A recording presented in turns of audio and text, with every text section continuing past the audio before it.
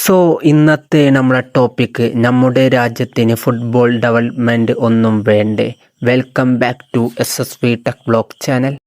Solution for the problem of Indian football. അതെ, ഇന്ത്യയിലെ football രംഗം നിയന്ത്രിക്കുന്ന എല്ലാവരോടുമുള്ള അപേക്ഷയാണിത്.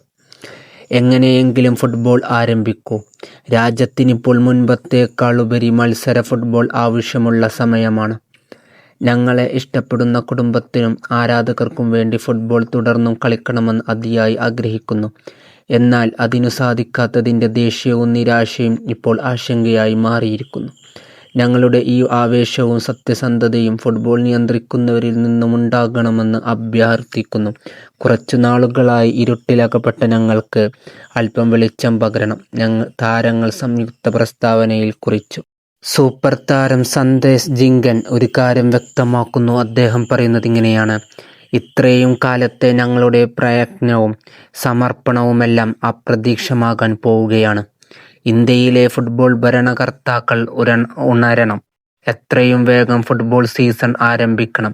പ്ലേയേഴ്സ്, സപ്പോർട്ട് സ്റ്റാഫ്, മറ്റു ജീവനക്കാർ, കുടുംബാംഗങ്ങൾ എന്നും തുടങ്ങി എല്ലാവരും ബുദ്ധിമുട്ടിലാണ്. അതുകൊണ്ട് തന്നെ ഇന്ത്യൻ ഫുട്ബോൾ അസോസിയേഷൻ എൻ്റെ ഈ വാക്കുകൾ കേൾക്കണമെന്നും എൻ്റെ അഭിപ്രായത്തിന് എന്തെങ്കിലും ഒരു മറുപടി ഇന്ത്യൻ ഫുട്ബോൾ അല്ലെങ്കിൽ നമ്മുടെ രാജ്യത്ത് ഫുട്ബോൾ വീണ്ടും ഉണരണം എന്ന് ഞാൻ അപേക്ഷിക്കുന്നു എന്നാണ് സന്ദേശ് ജിങ്കൻ ഈ കാര്യത്തിൽ വ്യക്തമാക്കിയിട്ടുള്ളത്.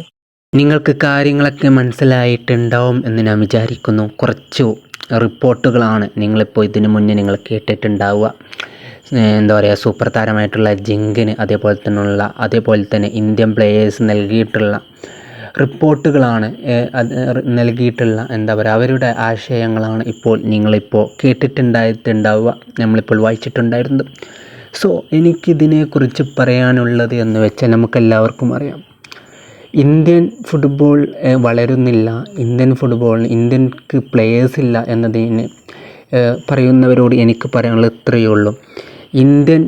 ഇന്ത്യൻ ടീമിക്ക് പ്ലേയേഴ്സ് ഇതുവരെ, അതായത് ഈ കാലഘട്ടം വരെ വന്നിട്ടുണ്ടായിരുന്നത് എൻ്റെ ഒരു അഭിപ്രായത്തിലാണ്, ഞാൻ കേട്ടതും അറിഞ്ഞതും മനസ്സിലാക്കിയെടുത്തോളം കാലം അത് വെച്ച് ഞാൻ പറയുകയാണ്, ഇന്ത്യൻ ടീമിലേക്ക് അല്ലെങ്കിൽ ഇന്ത്യൻ ഫുട്ബോളിലേക്ക് അല്ലെങ്കിൽ ഇന്ത്യൻ ടീമിലേക്ക് പ്ലേയേഴ്സ് വന്നിട്ടുണ്ടായിരുന്നത് ഇന്ത്യൻ സൂപ്പർ ലീഗിലൂടെ തന്നെയായിരുന്നു, ISLലൂടെ തന്നെയായിരുന്നു. ISLൽ കളിച്ച് മികച്ച പ്ലേയേഴ്സായിരുന്നു ഇന്ത്യൻ ടീമിലേക്കൊക്കെ വന്നിട്ടുണ്ട്. അതിന് ഏറ്റവും വലിയ ഉദാഹരണമാണ് കേരള ബ്ലാസ്റ്റേഴ്സ് എന്ന് പറയുന്ന ആ ടീം എന്ന് പറയുന്നത്.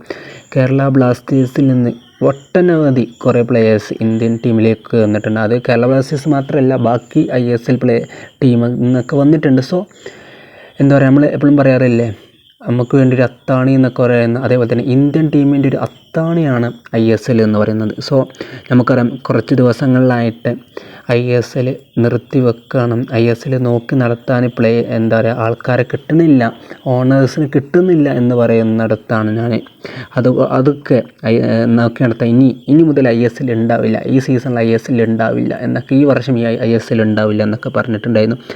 അതിനെയൊക്കെ കുറിച്ചിട്ടാണ് ഞാൻ പറഞ്ഞത്. അതുകൊണ്ട് എന്താ പറയുക, ISL ഉണ്ടാവണം, ഇന്ത്യൻ ഫുട്ബോൾ വളരണം.